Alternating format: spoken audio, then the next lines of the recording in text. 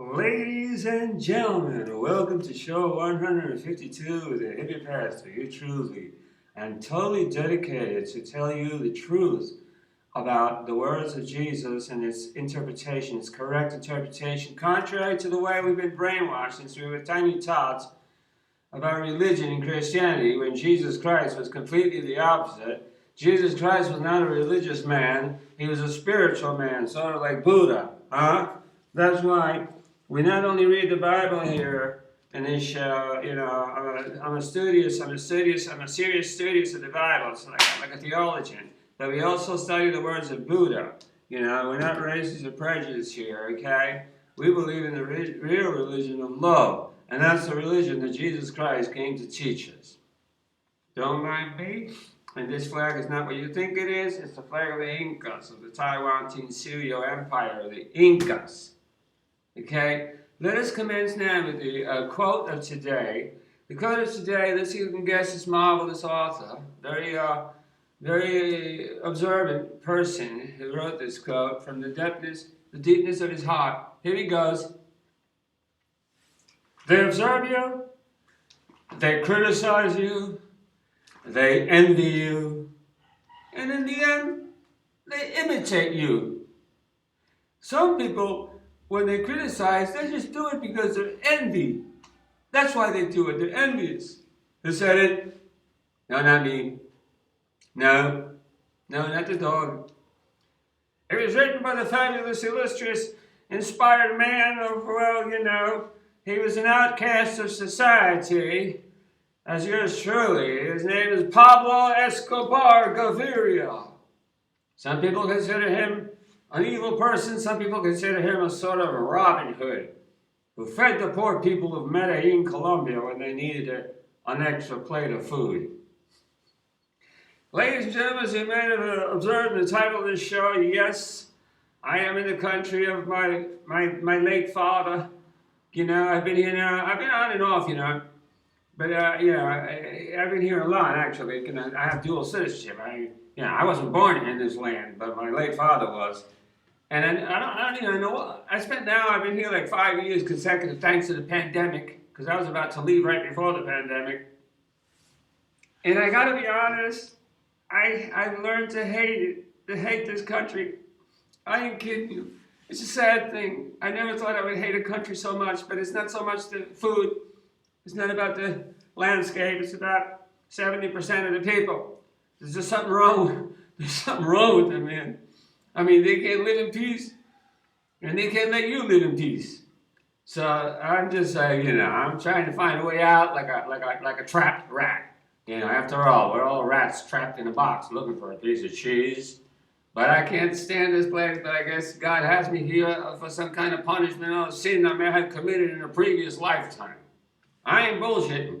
I'm trying to be honest here. It hurts me more than it hurts them. But I hate this fucking place. Excuse the French. I hate this effing place. Sorry about that.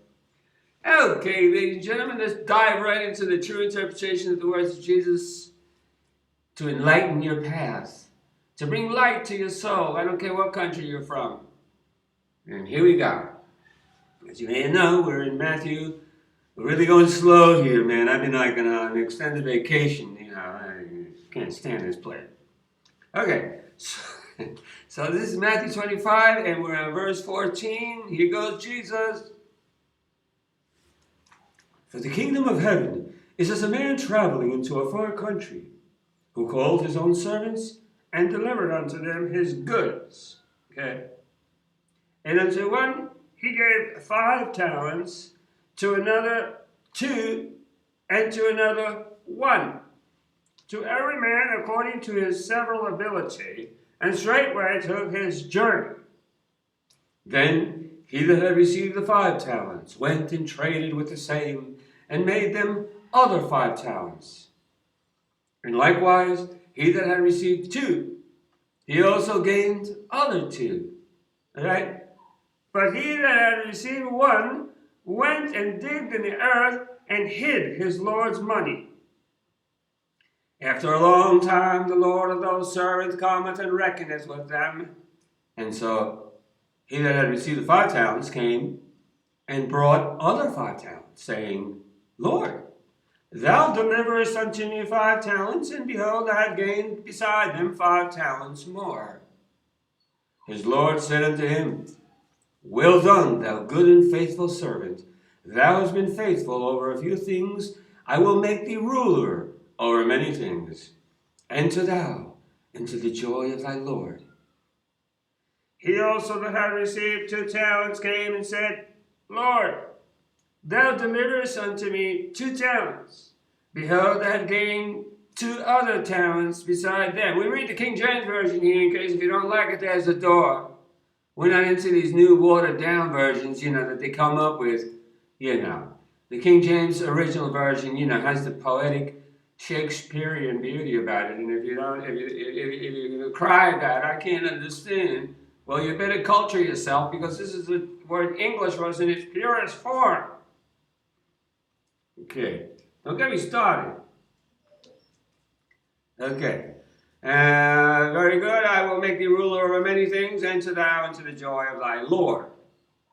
He also that had received 2 talents came and said, Lord, thou deliverest unto me 2 talents. Behold, I have gained 2 other talents beside them.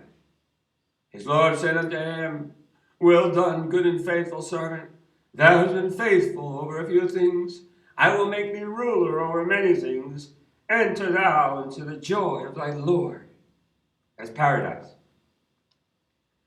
Then he which had received the 1 talent came and said, he that received the 1 talent came and said, Lord, I knew thee, that thou art an hard man. Jesus is a hard man. It says it right there. I knew thee that thou art an hard man, reaping where thou hast not sown, and gathering where thou hast not strawed. And I was afraid, and went and hid thy talent in the earth. Lo, there thou hast that is thine. Yeah. Fuera perro. Okay, so, he was afraid. He had fear. So he hid the 1 talent because he knew that his Lord was a hard man. They reap where he didn't sow and gather where he didn't straw. And he was afraid and hid his talent. His Lord said unto him, Thou wicked and slothful. Thou sloth, you sloth. Thou sloth, hanging on a tree all day like a sloth. You sloth, you wicked and slothful servant. Well, we're all wicked to a point. You wicked and slothful servant, thou knewest that I reap where I sow not, and gather where I have not strawed. Thou oughtest therefore to have put my money to the exchanges, and at my coming you would have received your own with usury. Okay, so we're good up to there. That's a beautiful story, and it shows you that the Lord wants us to be faithful, to do, not to be lazy. Nobody's going to eternal damnation, even that guy that was afraid and didn't reap any benefits. I'm sure there'll be a special place for him too in the kingdom of heaven. There's no such thing as eternal fire and damnation and flames. That's the most ridiculous story that was ever invented to scare people with fear into religion so they can pay their religious tithe and their dues and be subservient in fear. And it's so silly to believe such a silly story that there could be a God that sits on a throne watching people burn in flames for eternity, and he's getting a real pleasure out of it. What kind of a God would that be? That sounds like a very cruel creature to me. But no, if we look at nature, if we look at Mother Nature, if we look at the birds and the bees, if we look at the flowers and the trees, if we look at the ocean, man, we know that God is love. So how can we contradict himself by being a cruel creature? No, God is love. It's eternal love. God loves you. God loves me. We all fail. We're all sinners. And those people who pretend that they got no sins and have them well hidden in the closet, they should go to hell. These religious people that come off with big Bibles. I carry a small Bible. See, a tiny Bible. I don't need to show off carrying no big Bible. I'm a humble guy like you. Like I know all of my followers and constituents and fans are. I love you with the love that characterizes my basic personality. Be blessed and have a wonderful day. Nice to see you again. I'm still alive.